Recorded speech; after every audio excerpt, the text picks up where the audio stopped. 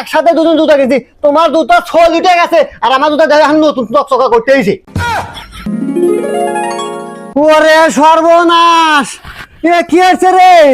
ওরে ওই আমার মাথাকে পানি ডাল রে। এই গাছ তো মরিচ বেশি দরই না, এত অল্প মরিচ ধরলে কাম হবো?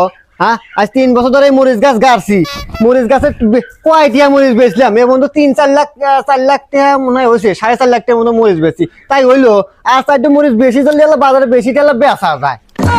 গাদা সিংকু ওরে গাদা সিংকু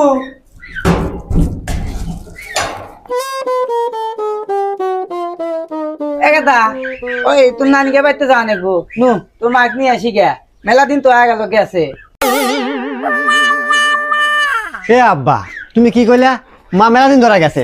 আরে কয়দিন হলো মা গেছে বাপের বাড়ি? হ্যাঁ, এই মানে 5 মাস হয়নি, 4 মাস কেবল 4.5 দিন মনে হয় পড়তেছে, আর তুমি আমার মা কানবে দেবে? আরে আব্বা থাকুক না আর কয়েকটু মাস মা। আরে মা থাকলি পরে আমাদের বাড়ির বাতে চালটা বাসে, কি বোঝো না তুমি? আরে বাজান বুঝি তো যে চাল বাসে, তারপরে ওই যে মানে রাইতে মানে ওই ভাত আনতে নাকি তুই জানিস না? চ হ্যাঁ বা বুঝছি, ওই রাতে ভাত আনো না কেন? ভাত আনো নাকি সকালে দুপুরে আবার রাতেও? ঠিক আছে বুঝলাম, তুমি খালি কুকিতে চাও রাতে ভাত আনো নাকি। আসলে ঘটনা হচ্ছে আব্বা, ও আমি সবই বুঝি, তুমি না ওই বুড়া হয়েছেও ঠিকই, কিন্তু তোমার ওই মনটা বুড়ো হয় নাই, তোমার মন যা রয়েছে মার কাছে কখন নিয়ে এসছো তুমি? তো বাজান বাদ দে, অত রাগারাগি হলে লাভ আছে বাজান। নু যাই, আচ্ছা নাও দুধে রাস্তা নু। চ এ দাঁড়াও, কি করো তুমি? কি হচ্ছে বাজান? জুতা খোলো, জুতা খোলো।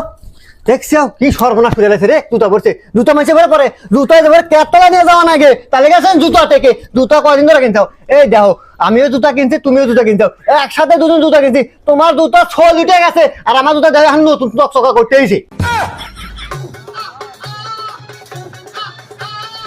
তুতি বাজান আমার একমাত্র সওয়াল বাজান, আল্লাহ কাছে কি যে চাচ্ছিলাম আর কি যে পাছি আল্লাহ ভালো জানে।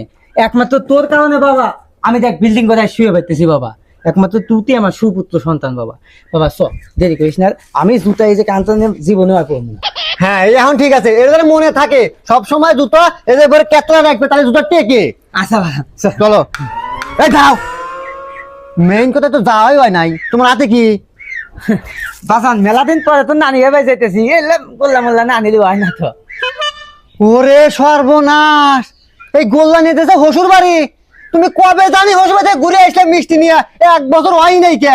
হ্যাঁ, এইভাবে যদি তুমি মিষ্টি নিয়ে হসুর বাড়ি যাও, গোল্লা নিয়ে হসুর বাড়ি যাও, তাহলে না আমাদের সংসার সর্বনাশ হয়ে যাবো, তুমি জানো না এগুলা?